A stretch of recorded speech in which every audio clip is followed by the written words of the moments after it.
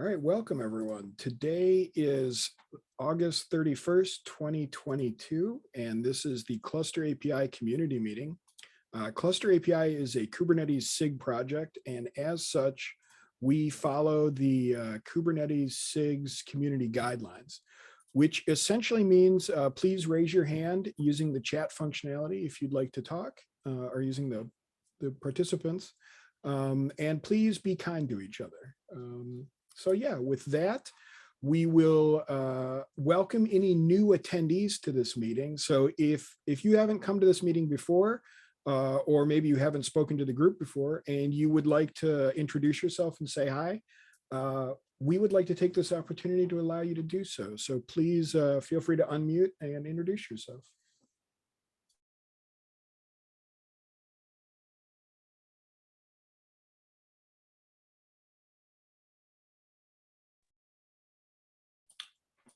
All right. Hey, this is Tim. I'm here for the first time today. So if nobody else wants to go ahead of me, I could maybe briefly introduce myself. Yeah, please do.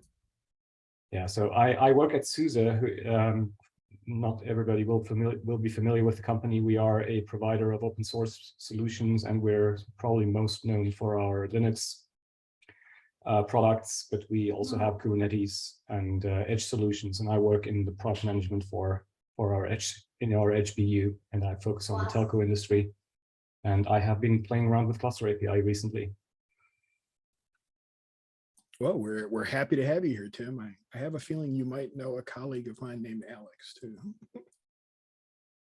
There are a couple of Alexes around, but not unlikely.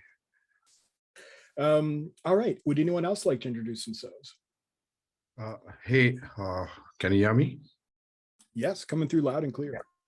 Yeah, thank you. This is Abhijit. So I'm right now working at VMware. I'm working in a team called as WCP, which we provide Kubernetes as a service on vSphere. So I'm new to Kubernetes, so I'm trying to learn and grasp as much as possible. Thank you for giving me this opportunity to interact with the team, interact with everyone over here. Awesome. Welcome to the community, Abhijit. Great to see you here. Thank you, Mike.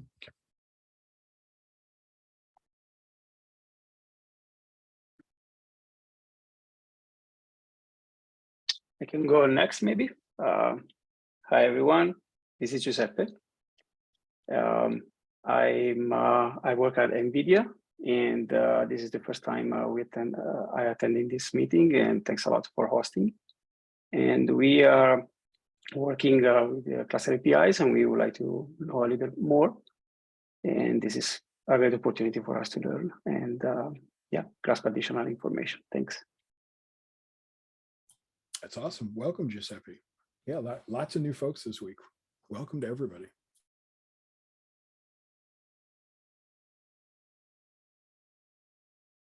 All right, I am not seeing any more hands unmuting. So in 3, 2, 1. All right, let's move on to the open proposal readouts. Is there anyone who would like to speak on any of these proposals? Please raise your hand and I'll call on you.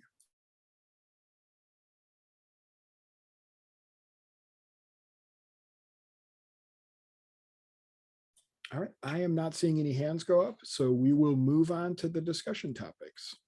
So I think, Stefan, you've got a couple to go through here, so I will hand the mic over to you. Yeah, I'll try to make it quick. So the first one, I just noticed that we didn't set an end of life date for 1.1. We documented a policy, which is basically as soon as 1.2.0 is released, 1.1. whatever is out of support. And essentially, I just want to bring up the question, should we make one more 1.1 release for some reason, or should we just declare it essentially right now, auto support? That's it. We have 2 cherry picks on release 1.1, which are not yet released. One is Classic Cache Tracker, and the other one is just a null pointer somewhere, which is probably not super important as far as I know. So yeah, just want to hear opinions in either direction. Personally, I think I don't have any opinions. If we want to go with the policy, there won't be another release, but I personally also don't have any problem with making one more just to release those fixes. Yeah, if anyone has any opinion, speak. All right, so I see Fabrizio in chat is saying +1 for another patch. Vince is saying +1 for another patch, and then EOL.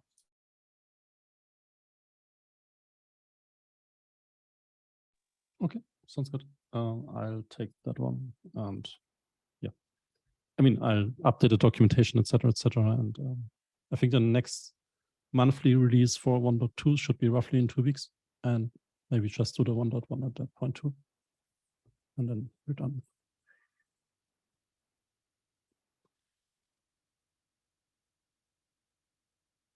Okay, good. Then next one. Yeah, so Kubernetes support, essentially, I would propose that we support 1.25 in 1.2 as well. So essentially, we always have the problem that we release cluster API at some point, then Kubernetes does its release. And if we don't cherry pick any Kubernetes support, they would have to wait for the next cluster API release to get support. 1.25 for support was released last week. Cluster API was released a month ago, which probably means either we cherry pick the 1.25 support into 1.2, or we have to wait like, I guess, 2, 3, 4 months. I don't know release date, but it will be relatively long.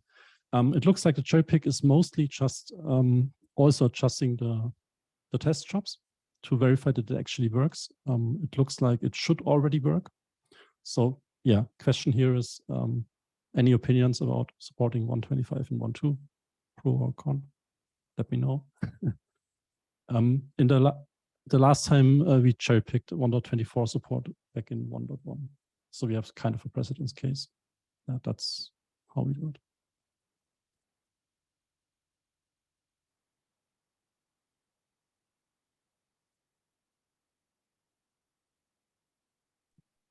Sorry, I cannot find raise hand anymore, but I think that given that we are basically talking about to cherry pick a change on CI configuration, I'm definitely +1. That means that we will 1.2 is already tested with 1.25 CI, so it should work. What we have to do is to move the test from the CI to the stable release. Is that right? Yes. Okay, so I'm definitely +1. I mean, I can't guarantee that nothing breaks, but yeah, we're actually already testing a newer commit on the Kubernetes release branch than the one which was 1.25.0. So yeah, it should be just here. I mean, alternative is that everyone has to wait until 1.3 to get 1.25 support, official 1.25 support.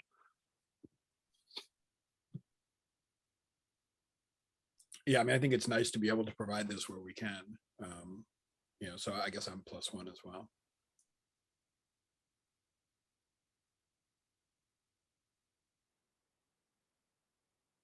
All right, any other comments on this, or should we move to the next item?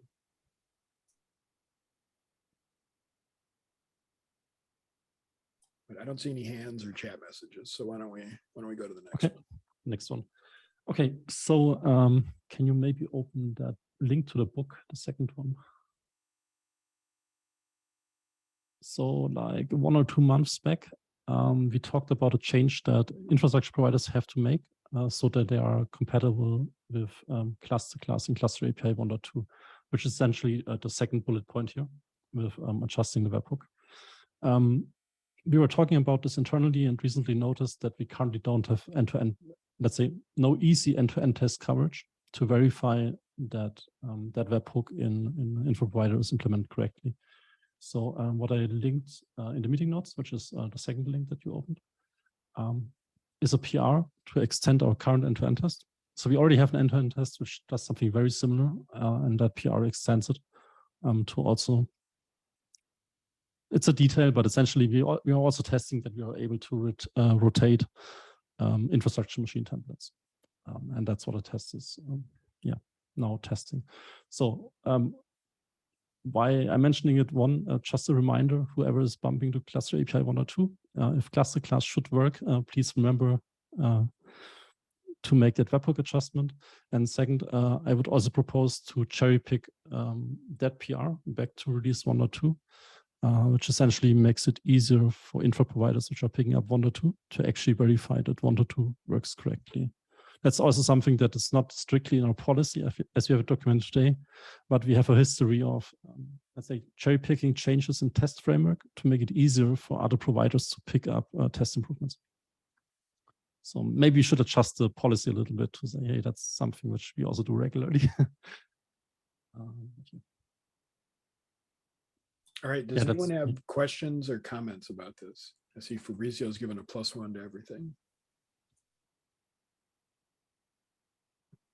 I will take care of upgrade the cherry pick policies, trying to formalize that we always allow cherry pick on documentation, on test frameworks, and stuff that can help the community. So this is what we do regularly. So it is just formalizing what we are doing. So I will do this. Thanks. Okay, and then that's it from my side. Cool. Thank you, Fabrizio. And thank you, Stefan, for bringing all those topics. So I have the next one here. This is kind of a public service announcement to all of the providers who are creating, controllers for Cluster API. There is a feature in the Cluster autoscaler called Balance Similar Nodes.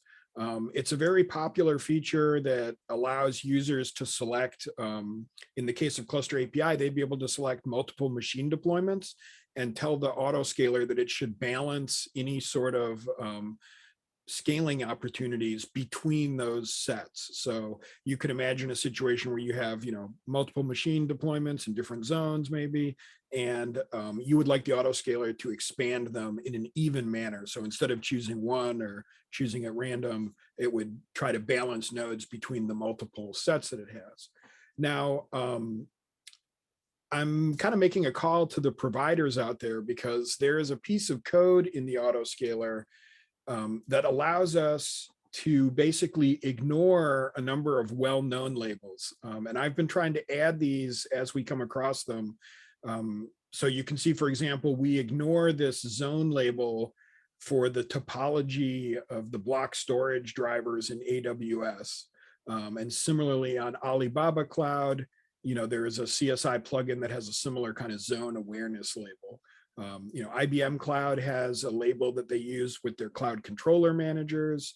They also have a different label that they use with their CSI drivers. So it's very common for providers to create their own labels to talk about the persistent volume node kind of zone awareness. This is really common in the CSI drivers. And so what I'd like to ask is that, if any providers out there are using labels that describe things like zone awareness or worker IDs or similar things like that, VPC IDs, these kind of things, these labels can cause problems for the cluster autoscaler because it thinks the groups are not the same then. So for example, you could imagine that you would have a machine deployment in zone A on AWS, and those nodes will get this topology label for the CSI drivers that are there. And if I then created a second machine deployment in a different zone, it would also have that label, but it would have it for zone B perhaps. So when the cluster autoscaler looks at these machine deployments, it thinks they're not the same because they're deployed in different zones.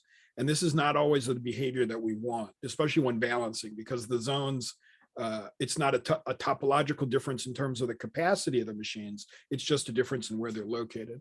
So I would like to ask everybody to kind of take a look at this. If you know that your provider uses labels that could cause problems here. I have also created a PR to update this so you can see what it looks like. As I come across these, I've been trying to add more. So we found one for GKE.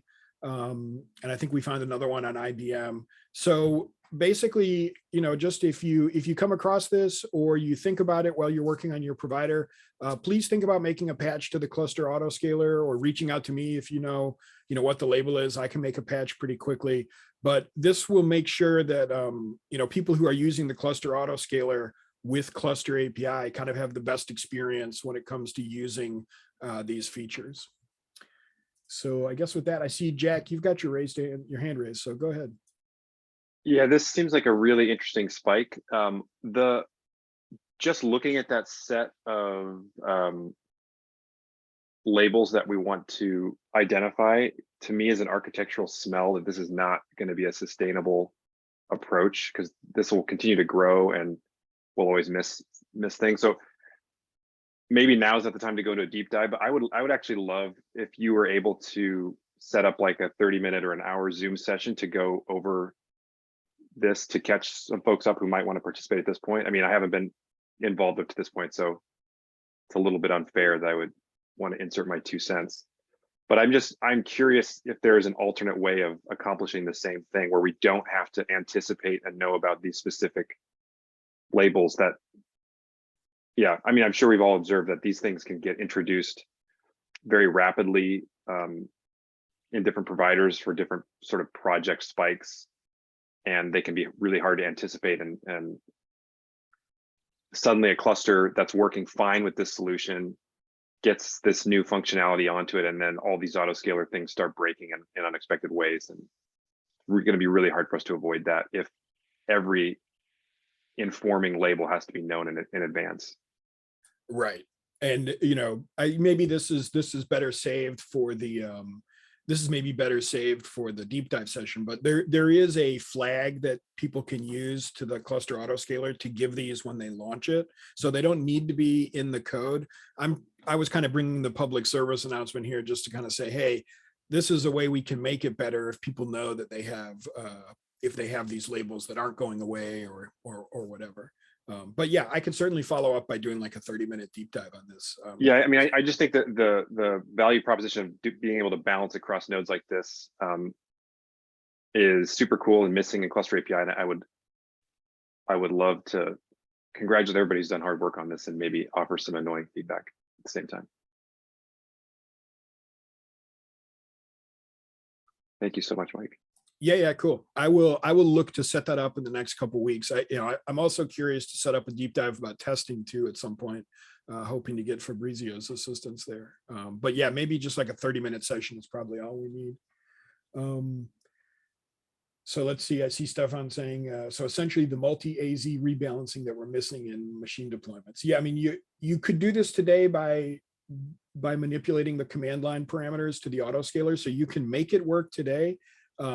But my hope here is to kind of make the experience a little more out of the box for people so they don't have to configure quite as much. And Cluster API is kind of a unique provider in this respect in the upstream or in the autoscaler repo, because the other providers usually only worry about like one label or something. Like for AWS, this is like, this is very simple. Well, I won't go into it, but for AWS, you know, they ignore one label. Other clouds, they ignore like a symbol label. In Cluster API, since we cover all the clouds, we need to be able to ignore all those labels. So maybe another way to look at this too is just plumb the other providers' node groups and look and see what they're doing. Chris has a question in chat here. Is topology.kubernetes.io/zone already being ignored? Yes, it is. And if you look at the code piece that I linked in the first link here, you can see that this function, which creates the ignored label, has this basic ignored labels. Those are where all the well-known labels are put. So the ones that come from the core of Kubernetes are all kind of in the basic ignored labels. These, you know, this gets into a discussion of kind of like how the CSI drivers were created and the timing that people started to create their own labels and whatnot. So, you know, some of this has to do with just kind of organic growth, and other parts of it, people did agree on using the well-known labels. So we do cover those. This is more kind of like looking at specific behavior on each infrastructure platform. Okay, does anyone else have questions or comments about this topic?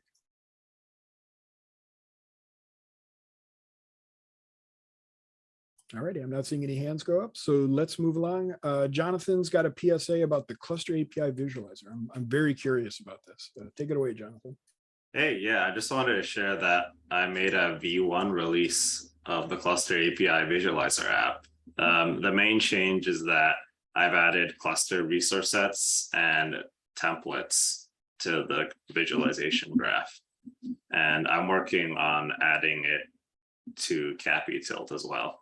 It's an older version is already on there, but I'm working to get it updated too. So That is awesome, Jonathan, and thanks for the update. For anybody who hasn't seen that visualizer tool, like go check it out or look for one of Jonathan's demos in the previous meeting. Actually, I could just screen share really quick if you want to take a look. Yeah, sure. Let me see if I can give you the screen quickly. All right. It might take me a minute to kind of get there.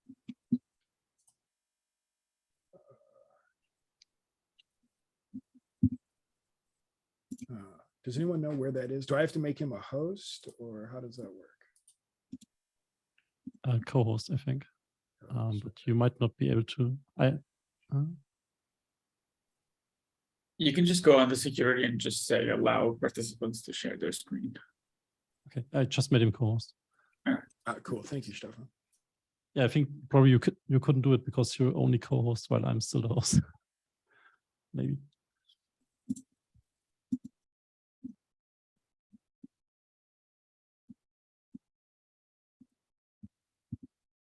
Cool. Can everybody see my browser? Yeah, I can see it. All right. Yeah. So on the main screen of the app, for anyone who hasn't seen this before, it shows all the workload clusters you have managed from your management cluster. You can see the state, and if you click into here, you can see all the different resources. And this is just web UI wrapper for the cluster CTL describe client. So you can click on all the resources to open them up. You can click into these chips to get to the status. And the main things I added are you can now see cluster resource sets here. And you can also see the different templates associated with your machine deployments and your control plane.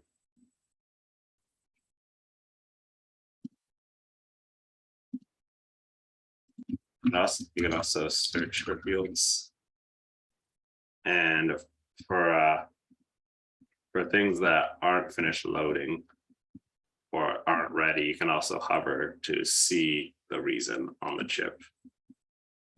Oh, and I also forgot to say I added machine pools as well. So before I think you could only see the machine pool, but now you can see, in this case, we have an Azure machine pool as well.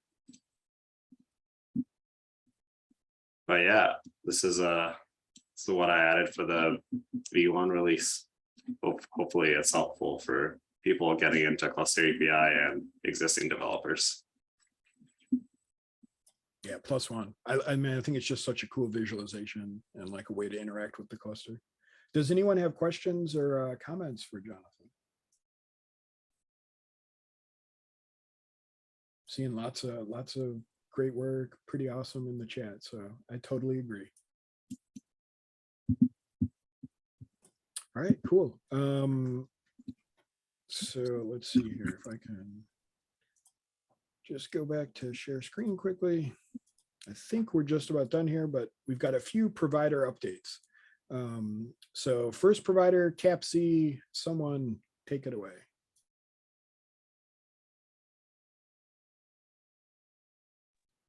Maybe someone is me. I guess we have released 1.4.2 on behalf of the CAPC maintainers.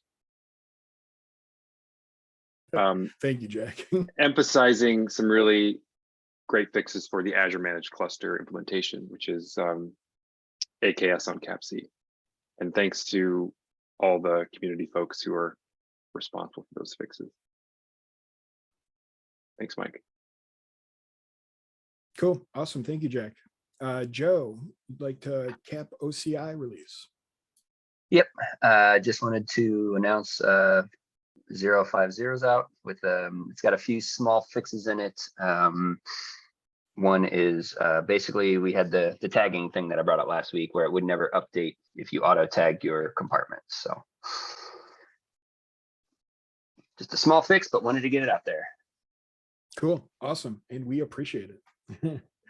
So that is the end of our agenda for this week. Does anyone have any ad hoc topics or comments or questions or anything they'd like to share with the group before we take back about 30 minutes of our days here?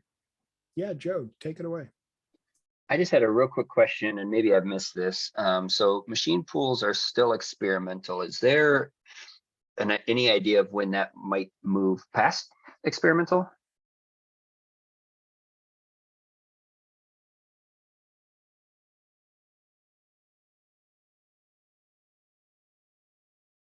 Does anyone have a comment on that? I do not know personally. That's a great question. I'd love to see that happen. So count me in as we want to form a working group to define that. Go, Fabrizio. I think that first we have to complete the machine pool machine PR implementation, which is pending. Then it is really up to the community to basically to declare when a feature is mature enough to move on the graduation.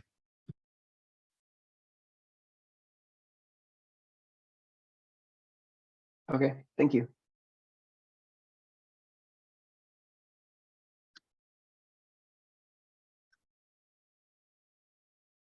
Prakash, please go ahead. Yeah. I hope you can hear me properly. Yep, I can hear you. Sure. In the last meeting in the KubeADM, there was a question regarding mutability. So wanted to check on that. Is there anything on mutability? We have conclusions.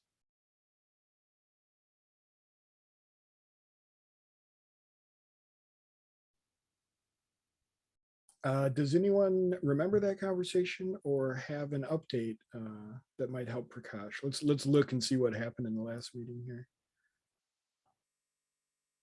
Do you remember when that was, Prakash?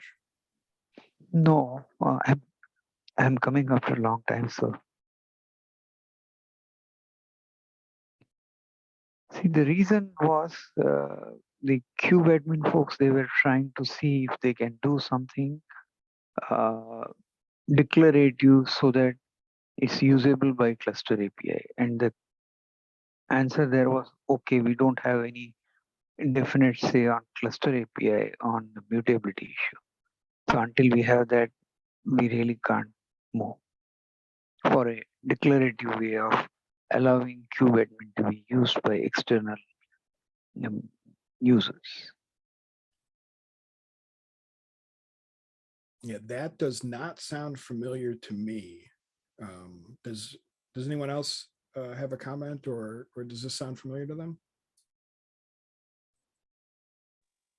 Was this discussed in this meeting or in the cluster API in the KubeAdmin meeting? Because as far as I understood it, he said it was discussed in the KubeAdmin meeting, not this one.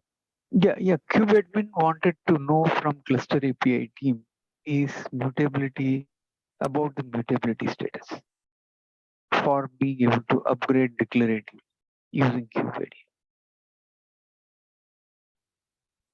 Perhaps it would be best to kind of get the information from the KubeADM meeting, and then we can link it here and discuss it. Would you be willing to make an item for next week's meeting, Prakash, where you could prepare some like link to their agenda, and so we could study it a little bit and then have a discussion?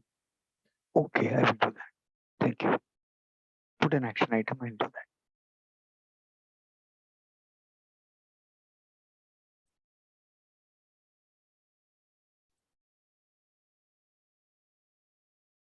Cool. Thank you, Prakash, for bringing that up. Thank you. Yeah. Thank you. Okay. Does anyone else have an ad hoc topic or something they'd like to bring up? Yeah, Prakash, go ahead. No, sorry, I was lowering that. Oh, okay, sorry. I saw you lower your hand, then raise it again. I thought maybe another topic. Does anyone else have a topic? Okay, I am not seeing any hands go up. So thanks everyone for coming out, and I guess we'll see you next time. Thank you.